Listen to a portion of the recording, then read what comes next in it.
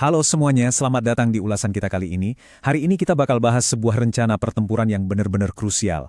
Kita akan mempersenjatai para pahlawan pangan kita, yaitu para petani, buat ngelawan salah satu musuh pertanian yang paling merusak. Kalau Anda pernah ngelihat hamparan sawah yang hijau subur tiba-tiba kering dan mati kayak habis terbakar, wah, Anda pasti tahu persis musuh apa yang lagi kita omongin ini. Ini tuh benar-benar pertempuran untuk mempertahankan ketahanan pangan kita, dan strategi yang tepat bakal nentuin siapa yang menang. Sekarang coba bayangin gimana caranya ngalahin musuh yang bisa baca setiap pergerakan Anda.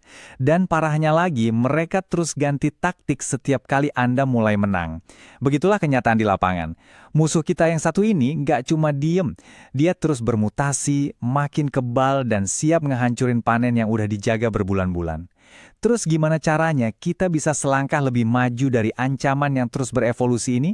Oke, langsung aja mari kita bedah materi ini. Tenang aja, kita nggak bakal tenggelam dalam daftar puluhan varietas padi yang bikin pusing. Dari sumber data kita, semuanya udah diringkas jadi 5 langkah strategis aja, yaitu ancaman mutasi, mengalahkan biotipe 3, spesialis medan ekstrim, varietas cepat tumbuh, dan strategi wajib rotasi tanaman. Langkah pertama, ancaman mutasi. Mari kita kenalan dulu sama tokoh antagonis utama di cerita kita ini, Wereng Batang Coklat. Nah, buat menang di perang ini, ada satu istilah kunci yang wajib banget dipahami, yaitu biotipe. Sederhananya, biotipe itu tahapan evolusi atau varian mutasi dari si hama. Anggap aja kayak update aplikasi atau perangkat lunak, tapi ini versi jahatnya. Setiap kali angkanya naik, artinya kita lagi berhadapan sama generasi hama yang jauh lebih agresif, jauh lebih merusak, dan jelas lebih kebal dari pertahanan kita sebelumnya. Jadi hama ini tuh bisa naik level. Kita mulai dari biotipe 1. Ini ancaman dasar yang masih gampang diatasi sama benih padi biasa. Terus, dia beradaptasi jadi biotipe 2, yang pastinya lebih kuat dan bisa nembus pertahanan awal. Nah, puncaknya kita sampai di biotipe 3. Ini mutasi tingkat tinggi. Di dunia pertanian sekarang, biotipe 3 ini ibarat bos terakhir yang paling mematikan. Kalau sawah udah diserang biotipe 3, benih biasa benar-benar nggak punya harapan lagi. Kita butuh pahlawan baru di sini. Masuk ke bagian kedua. Mengalahkan biotipe 3. Kabar baiknya, para ilmuwan pertanian gak tinggal diam. Mereka udah nyiapin apa yang saya sebut sebagai pasukan elit. Varietas padi yang emang dirancang khusus buat nahan serangan si bos terakhir ini. Dari sekitar 50 varietas di data sumber kita, 3 seri Inpari ini adalah garda terdepan yang paling direkomendasiin buat daerah rawan warang. Inpari 31 itu petarung solid yang tahan ke 3 biotip. Terus ada Inpari 33 yang pertahanannya sama kuat, tapi ngasih bonus hasil panen yang tinggi. Dan Inpari 47 WBC, selain tahan semua biotip, dia juga jagonya bertahan di lahan yang sering kebanjiran atau tergenang air. Nah, yang benar-benar menarik dari data kita adalah angka fantastis ini, 9,8 ton per hektar. Gila kan? Ini adalah potensi panen dari si Inpari 33 tadi. Fakta ini ngebuktiin satu hal penting. Milih benih yang tahan hama itu sama sekali nggak berarti Anda harus ngorbanin keuntungan. Anda tetap bisa dapat pertahanan setebal benteng baja lawan warang biotipe 3, sekaligus bawa pulang panen yang melimpah ruah. Dan pastinya, pasukan elit kita ini punya banyak cadangan tangguh. Kalau butuh alternatif lain, kita punya Inpari 50 Marem yang hasil panennya nyaris nyamain rekor tadi, sekitar 9,69 ton per hektar. Atau kalau sawah Anda juga sering kena penyakit jamur, Inpari 48 ini nasi pertahanan ganda.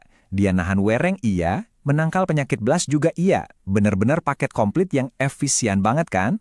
Kita lanjut ke bagian ketiga, spesialis medan ekstrim. Kita semua tahu, nggak ada 2 petak sawah yang kondisinya persis sama. Tantangannya bukan cuma serangga, tapi juga alam. Makanya kita butuh varietas yang cocok sama kondisi geografis tertentu.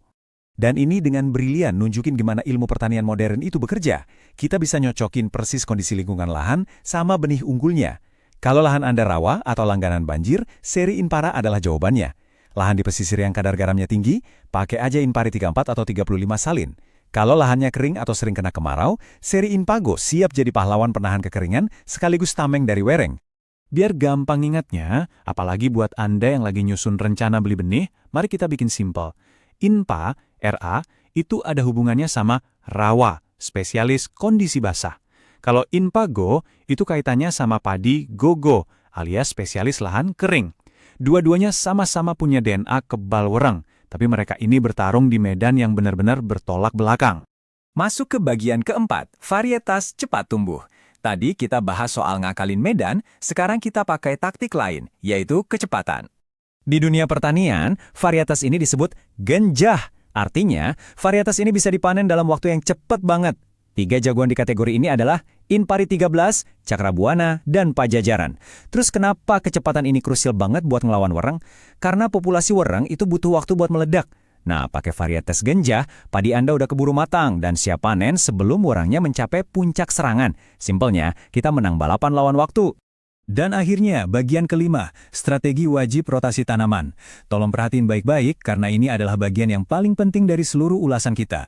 Senjata sehebat apapun pasti bakal hancur kalau kita ngelanggar protokol dasarnya. Jadi poin krusial dari panduan ini bukan cuma sekedar saran ya, tapi peringatan keras dari data sumber yang kita kumpulkan. Aturannya begini, jangan menanam varietas yang sama selama 2 musim berturut-turut di lahan yang sama. Ini aturan mutlak.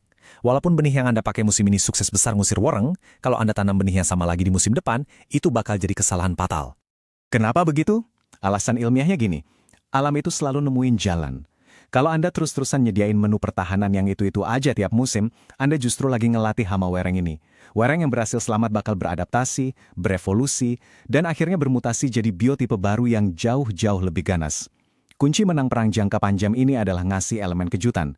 Jadi rotasikan tanaman Anda. Ubah varietas benihnya tiap musim, biar werengnya kebingungan dan nggak punya waktu buat beradaptasi. Bertani itu ternyata bukan cuma soal nebar benih dan berharap cuaca lagi bagus kan? Ini murni permainan strategi tingkat tinggi. Dari mulai paham soal mutasi biotipisi musuh, milih pasukan elit yang pas sama kondisi lahan, main kecepatan pakai varietas genjah, sampai nerapin disiplin rotasi benih yang ketat. Sekarang Anda udah megang cetak biru pertahanan yang super lengkap. Dengan ulasan materi ini Anda punya kendali penuh. Jadi setelah ngeliat kondisi lahan dan sejarah wereng di daerah Anda, varietas mana nih yang bakal jadi pahlawan di panen Anda selanjutnya? Rancang strategi Anda dari sekarang, lindungi hasil panennya, dan sampai jumpa di ulasan materi seru kita berikutnya.